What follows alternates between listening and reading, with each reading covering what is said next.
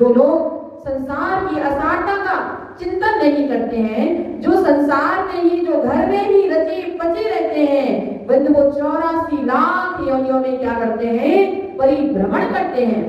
ये जीव 84 लाख योनियों में परिभ्रमण करता है, 84 लाख योनियों में भटकता रहता है, कितने कितने कष्टों को सहन करता है, कितनी कितनी तकलीफों को सहन करता है।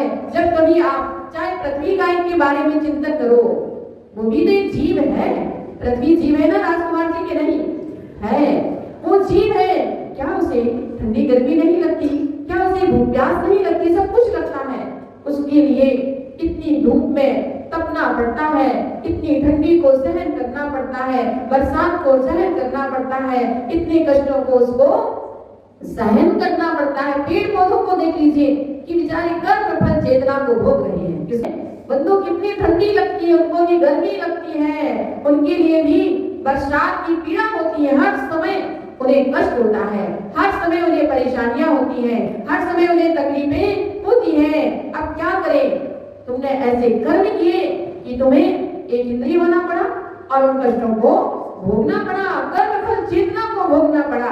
कोई तुम्हारे कष्ट को दूर नहीं करेगा, कोई तुम्हारी तकलीफ को दूर नहीं करेगा, कोई तुम्हारी परेशानी को दूर नहीं करेगा। जैसे तुमने कर्म बांधे हैं, उस रूप तुम्हें उसका फल मिलता है। व्यक्ति हंस हंस के कर्मों को बांध लेता है और जब वही कर्म उदय में आते हैं तो कोई आंसू पोंछने वाला भी नहीं मिलता है। इसलिए आचार्य भगवंत गुरुदेव विराग सागर जी महामुनि राज हमेशा यही कहते थे कि पापों से डरो। किससे डरो? पापों से डरो, कर्मों से डरो और सदैव सावधानी पूर्वक अपने कदम रखो। और यदि तुमने सावधानी नहीं रखी, आजकल लिखा रहता ना कि सावधानी हटी कि दुर्घटना घटी।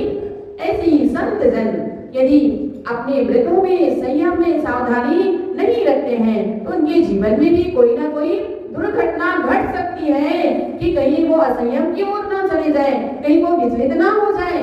इसलिए संत जन सदैव कैसे रहते हैं? सावधान रहते हैं।